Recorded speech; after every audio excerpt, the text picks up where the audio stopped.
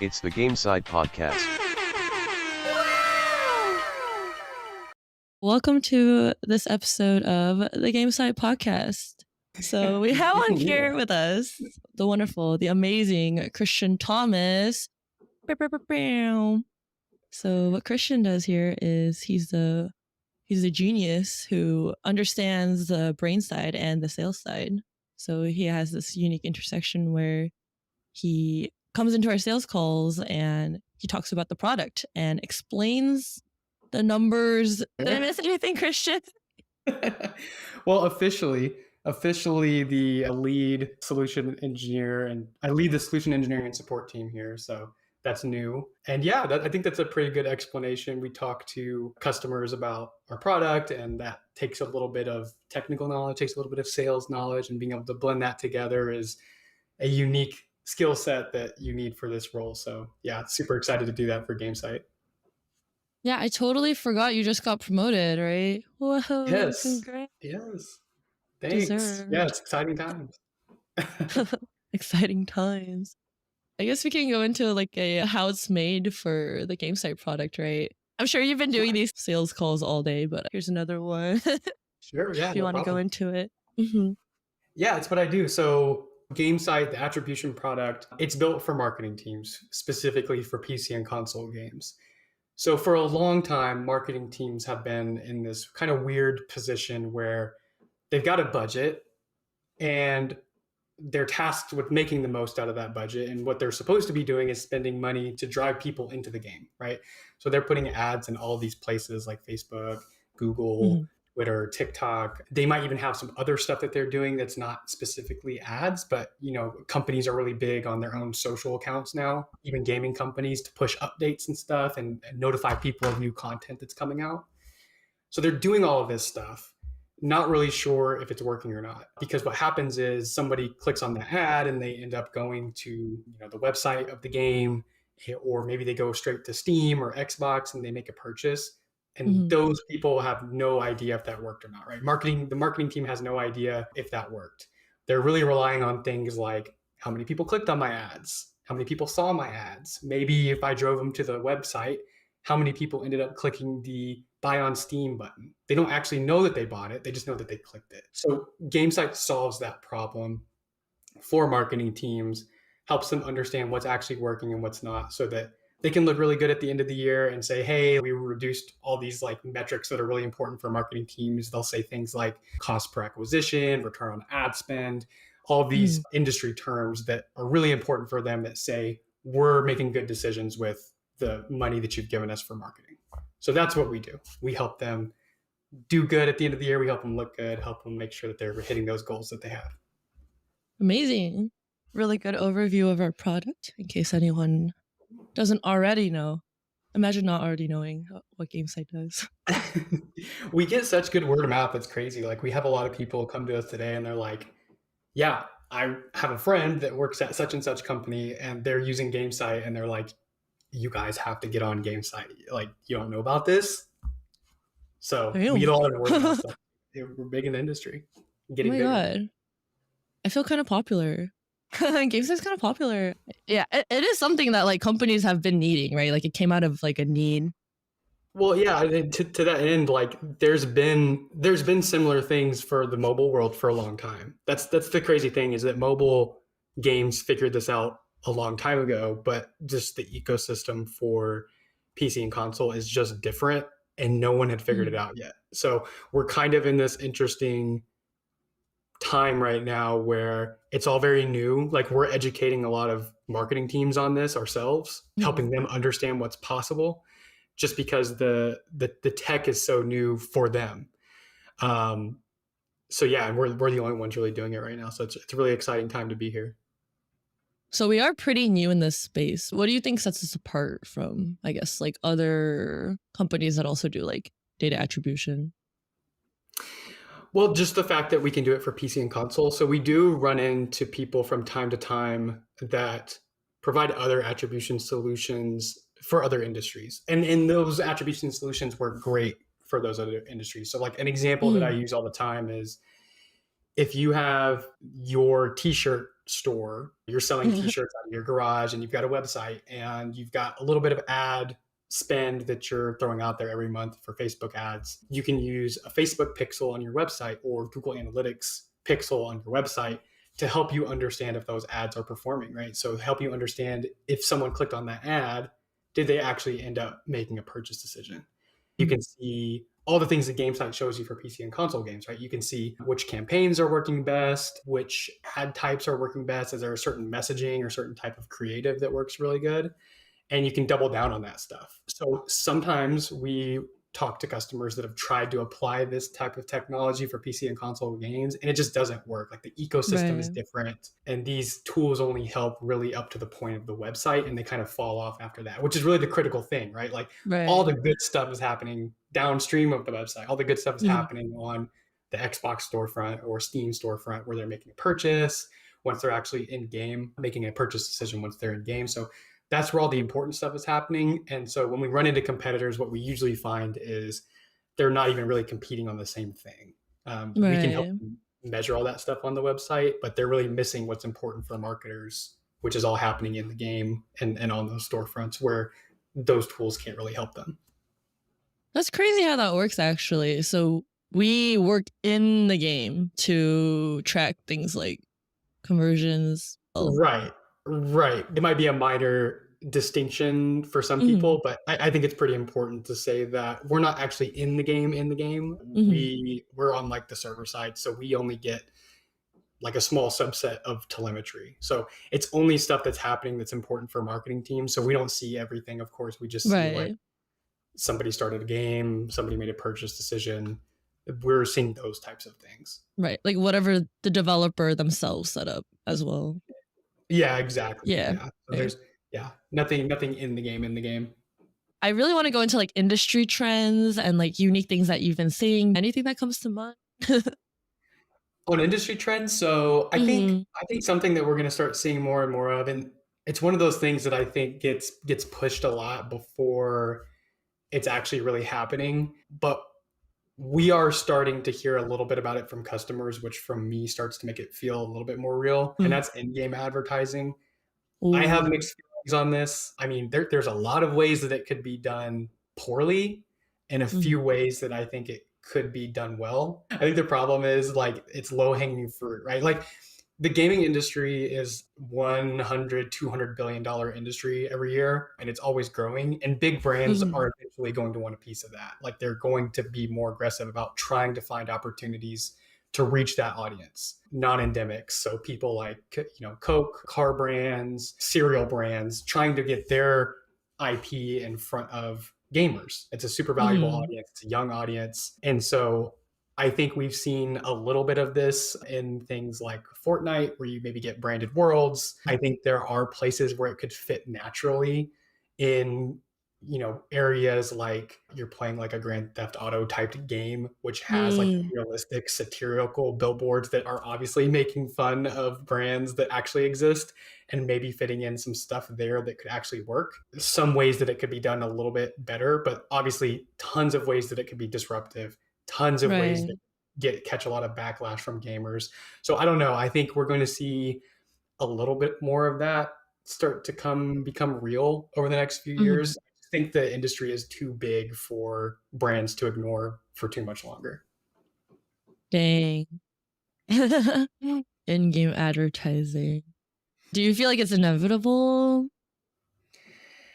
Again, like mixed feelings on this. Like it's not that like I want it to happen necessarily. Like I like my, space that's just I can go and play my game and not think about anything else. But I think for some types of games, some brands that maybe fit a little bit better with that IP, some studios that are maybe looking for additional monetization, there's a lot of incentive there. So like think about any mobile game that you've played like ever. There's interstitial ads like between loading screens, like when you fire up the game, like you have to close them out. It's super disruptive and people just kind of like accept it now. Like it's just a thing that happens.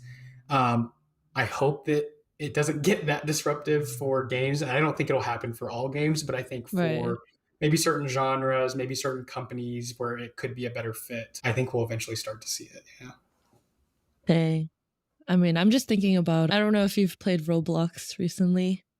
They do the same thing, right? They have some of those branded worlds and that type of those type of events, right? I just hope it's in a way that's not intrusive and not disruptive for gamers. You don't like Walmart Land and Roblox? No? Yeah, I don't see myself. I'm not a big Roblox player, but I think if I did play Roblox, I probably wouldn't be spending too much time in Walmart land. Uh, Um, but I don't know. See, at the same time, like, you know, I don't know how you feel about metaverse discourse, but I mean, again, all of these things have a place where there is an angle where it could fit for a certain type of player, a certain type of game. Like, I don't know, could you imagine going into like Walmart World and if you spent 30 minutes in there, I don't know, you get like a gift card or something. I don't know. Like, cool. I'm just throwing ideas at the wall, but like that's like the difference between actually putting thought into these kind of things and trying to do it in a way that works for your players instead of just like being super intrusive and just doing something as a cash grab. You know what I mean? True. Nowadays, it's sort of like, what can the advertiser do for the player, right? It's not just like a TV commercial ad anymore. Yeah, advertisers. I mean, advertisers are getting smarter. They're trying to learn more Right. about their audiences. They're trying to be a better fit. They know that targeting Gen Z is different from trying to gain new millennial customers or more Gen X customers. They know that part of that is like, how do I fit with my audience? As moomers, we can't relate, unfortunately. Yeah, boomers.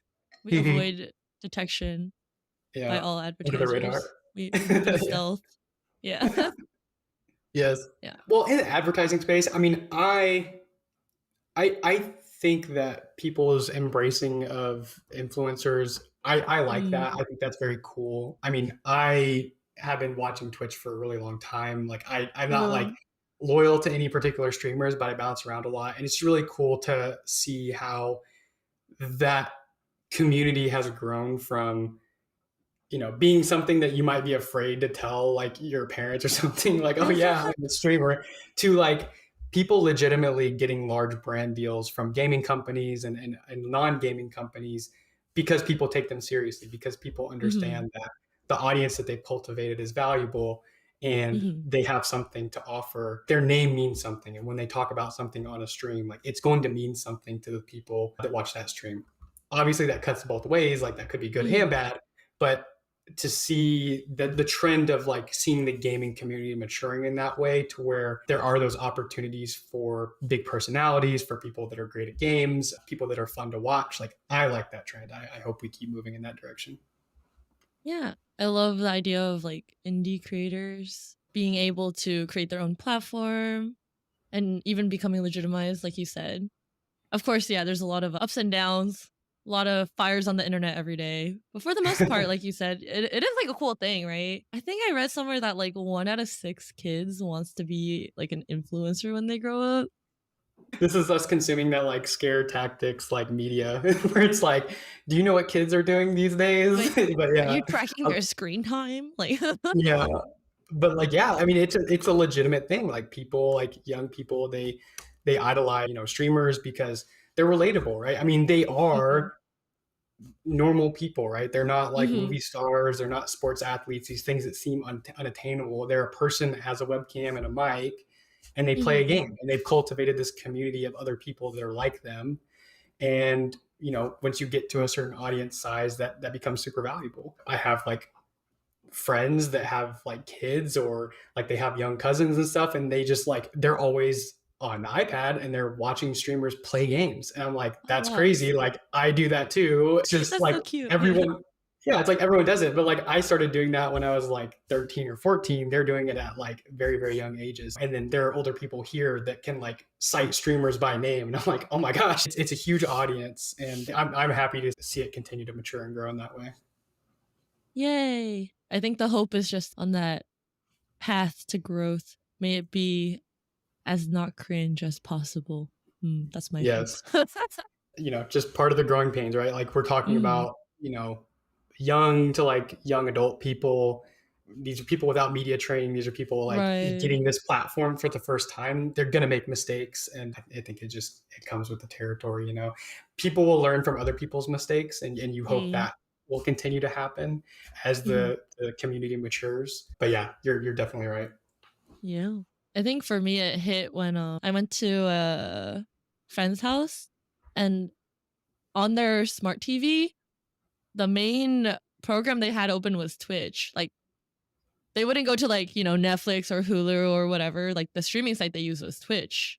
And then I Yeah. noticed, like, a couple of my friends had their houses set up like that. And I was like, yo, gamers kind of made it. I don't know. No, yeah.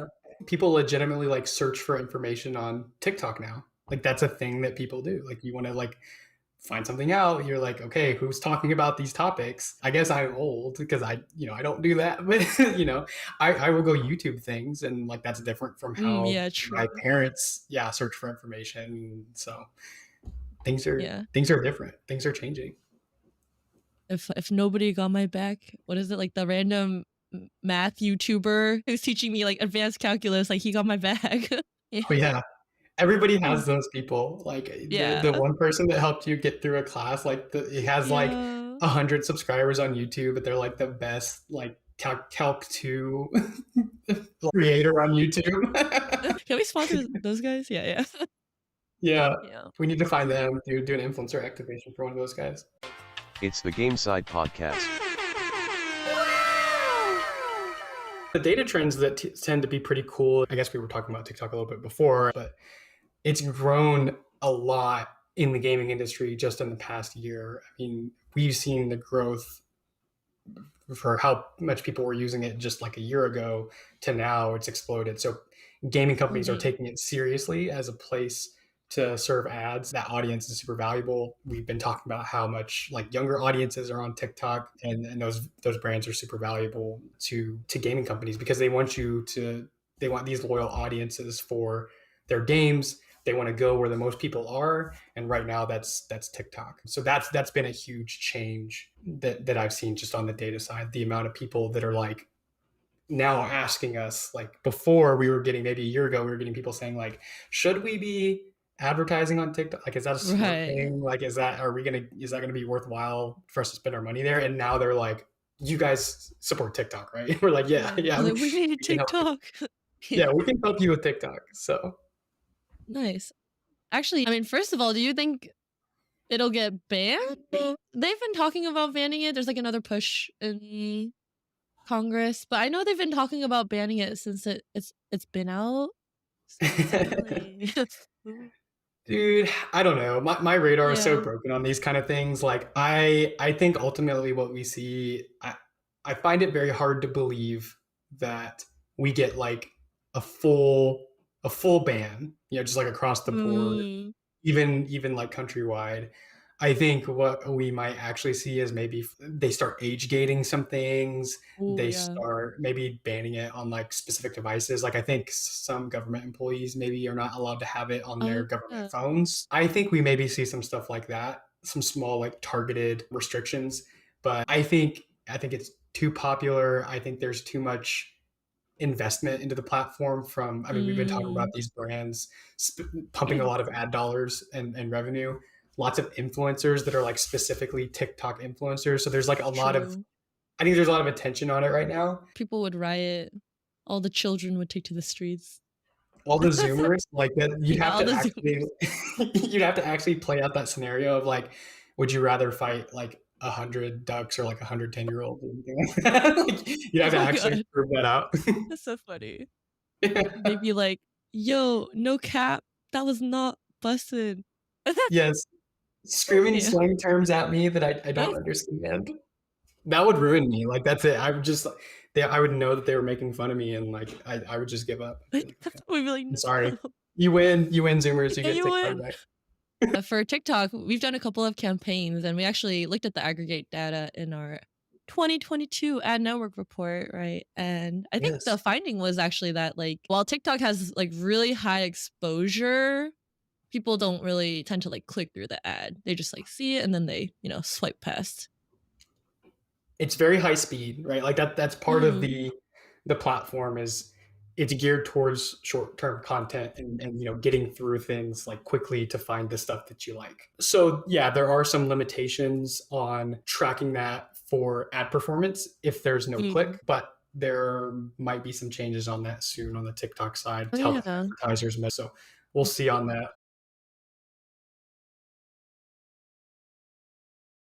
What about like future predictions? Is there anything fun or interesting? Any insights you have into what the future might look like for the gaming industry?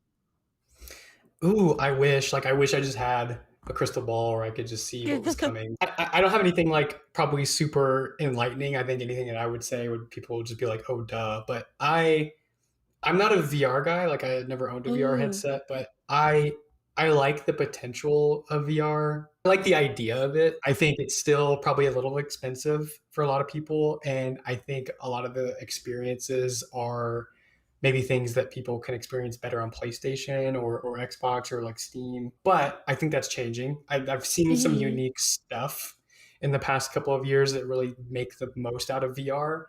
So I'm kind of excited to see that technology mature a little bit, come to a price point where more people can buy it, and more studios are excited about developing unique games for those platforms. Mhm. I feel like VR, it feels like it's been around for a while, but it's still pretty young, relevant to Mhm. traditional gaming technologies. So there's still a little ways to go, and there's still not too many studios developing for it yet. But every year, we get a little bit closer to it becoming more mainstream. So True.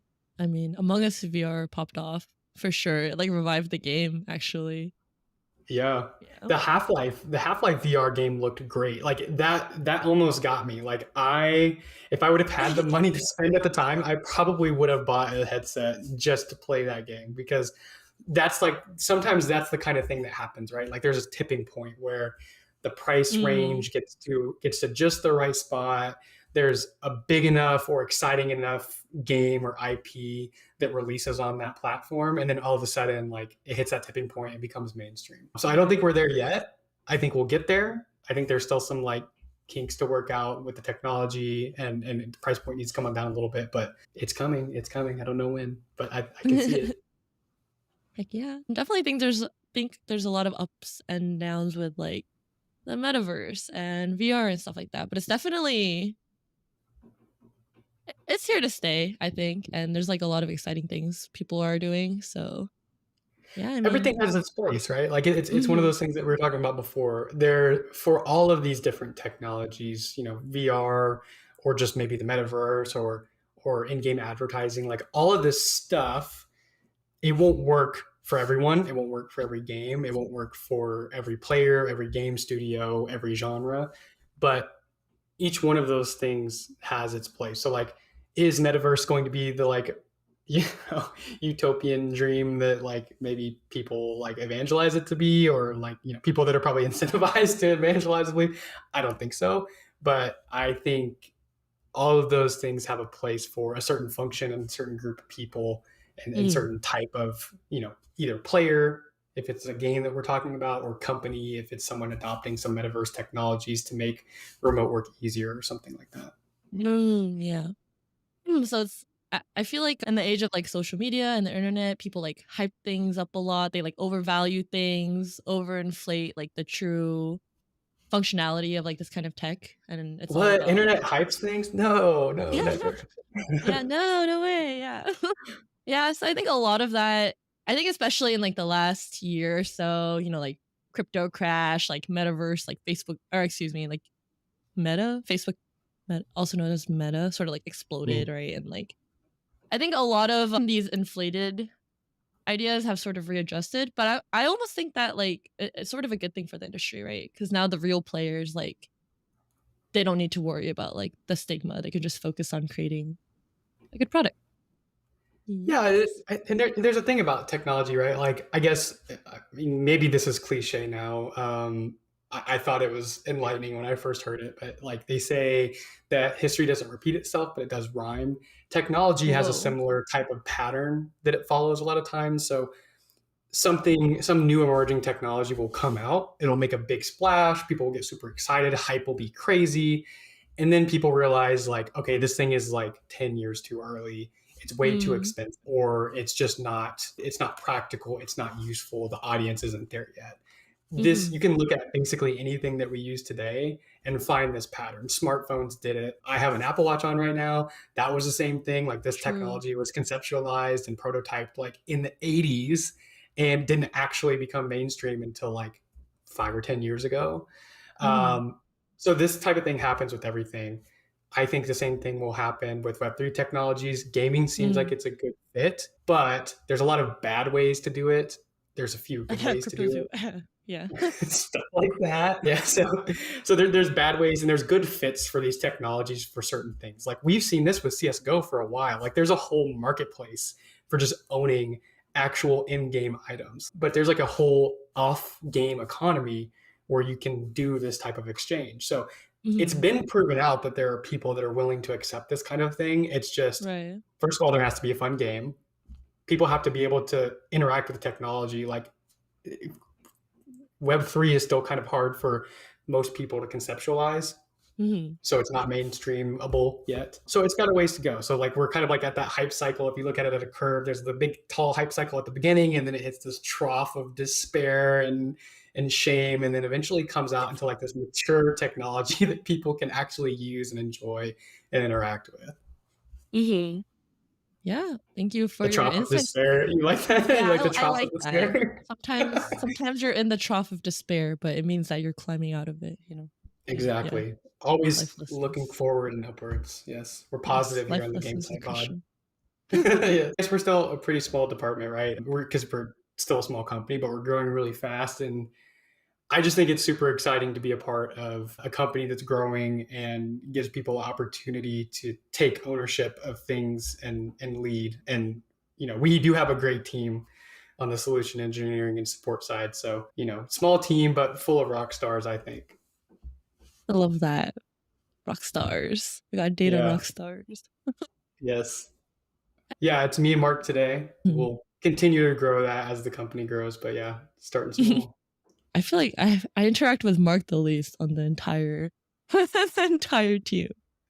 Yeah, so Mark he's super instrumental. He's kind of like he's like our line of defense, right? So whenever a lot of people find Gamesight the first time through our website, right? So like a lot of our marketing materials that you work on ends up driving people to our website. And when they, you know, make a support ticket there, Mark is actually the one that receives that. Yeah. Cool. So if you go to our website and there's like that little chat box at the bottom, that's like, you can talk to Mark there. That's Mark. Yeah. So if anybody's listening and wants to talk to Mark, no, please don't do that. Please don't use it just to talk to him. Please don't. But theoretically, you could talk to him now. Yeah. So that's the solutions engineering and support team today. But yeah, we'll continue to grow that as the company goes. Any last things you wanted to share before we wrap up this episode? Happy to be a guest. This is my first podcast experience. I'm kind of starstruck. This is awesome. Just being on the Gamesight pod, I think it's a big thing. Love that we're getting our name out there like that. And yeah, if you're interested about Gamesight, I'm not telling you to go to the website and poke Mark and talk to him and say what's up, but you can totally do that. All right, yeah, check us out at gamesight.io. And thank you again, Christian. Thanks. That's a wrap.